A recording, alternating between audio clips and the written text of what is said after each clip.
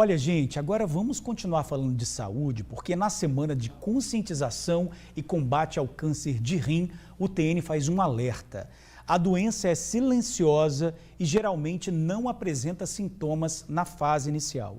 Nós estamos aqui com a doutora Juliana Alvarenga, que vai explicar os mitos e verdades sobre o câncer de rim e a importância do diagnóstico precoce. Doutora Juliana, boa tarde, obrigado pela sua presença. Eu que agradeço o convite. Doutora, eu acabei de falar que os sintomas são silenciosos, né? Como que a gente pode identificar um câncer de rim no início? Então, a grande maioria dos cânceres de rins, o diagnóstico inicial é ao acaso. Você faz um exame de imagem, ou porque você vai fazer uma tomografia, porque você estava com uma pedra no rim, alguma outra coisa, e acaba vendo aquela lesão no rim, e isso leva ao diagnóstico. Porque o rim, ele é o que a gente chama de um órgão que é escondidinho dentro da barriga. Então a lesão, por isso que ela é silenciosa, porque a lesão vai crescendo e não vai dando sintoma. Quando ela começa a dar sintoma, que os principais sintomas são sangue na urina, é uma massa, que aí cresceu tanto que você consegue palpar essa lesão, e dor abdominal.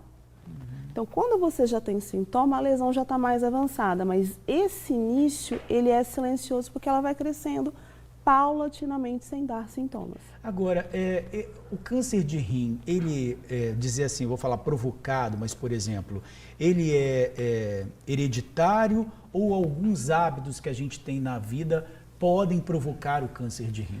Então, o principal fator de risco do câncer de rim é cigarro, por incrível que pareça. As pessoas não associam que o fumo é fator de risco. Por isso que a gente fala, cigarro não causa só câncer de pulmão.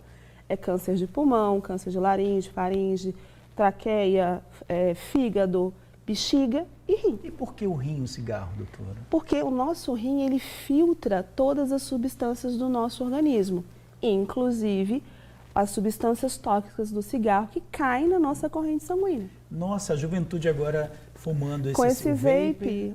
O vape agora, ele já está dando esses sintomas iniciais não cancerígenos, que é aquele pulmão de pipoca, que está destruindo os pulmões dos nossos jovens.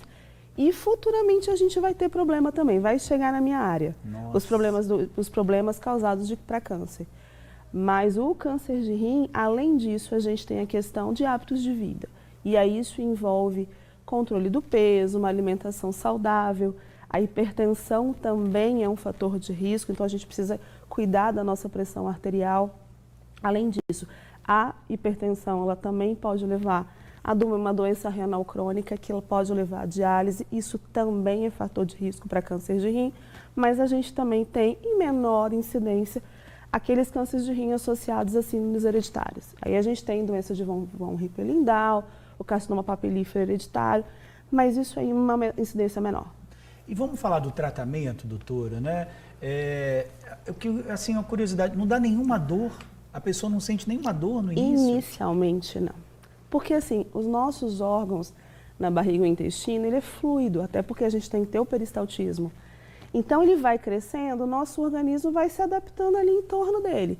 Só que uma hora ele chega e fica muito grande. Agora, atinge os dois, porque a gente pode viver só com um rim, não é isso? A gente pode ter a doença bilateral dos dois lados, mas o mais comum é você ter de um lado só. E aí, assim, ele vai crescendo, quando a gente tem o diagnóstico, o tratamento primordial é a retirada da lesão. Se a lesão é muito pequena, a gente pode fazer até uma ressecção parcial daquela parte do rim em que está a doença.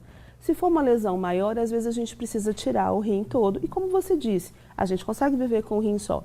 Vai precisar tomar cuidados, né? Porque vai ter um rim, tem que preservar ele.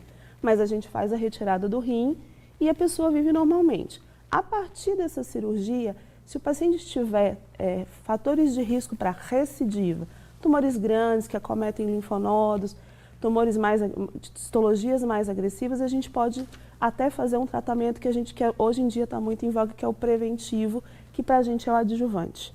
E aí a gente faz uma imunoterapia. O que é o preventivo? Como assim? É porque assim, a gente tirou a lesão do paciente todo. O paciente está sem evidência de doença. Mas ele tem características naquela lesão que a gente tirou que faz com que a gente entenda que esse tumor tem uma chance maior de voltar, de ter uma recidiva. Então, para a gente evitar essa chance de recidiva, a gente faz um tratamento adjuvante, ou como as pessoas mais comumente conhecem como preventivo. Por exemplo, a Kate Middleton, foi muito falado que ela fez uma quimioterapia preventiva. É um tratamento adjuvante. Agora sobre água, doutora, né? Vamos falar sobre consumo de água ou líquido para hidratar. Isso influencia, né, na questão da saúde do rim, vamos dizer, para chegar a ter um câncer, ou que outros tipos de doença podem aparecer no órgão pela falta dessa hidratação? Então, é muito importante que você beba água, primeiro para você manter o estado de hidratação do corpo em geral. Os nossos órgãos, gente, a maior parte deles são formados por água. Então, a gente precisa ter essa hidratação, ter esse líquido. E, a partir do momento que você começa a beber menos água, a gente entra em um estado de desidratação. E essa desidratação pode levar a uma insuficiência renal, induzida pela própria falta de água. E aí isso compromete a função do rim. E pode prejudicar, causar outras doenças. Com certeza, causar, por exemplo, fazer uma doença renal crônica e aí futuramente a pessoa tem um câncer de rim. Ok, doutora Juliana Alvarenga, oncologista, muito obrigado pelas suas informações. Gostaria de deixar suas redes sociais aqui? Eu que agradeço o convite, é julianaalvarenga.oncologista ou elas com 2 L's oncologia. Ok, muito obrigado, doutora. Eu que agradeço.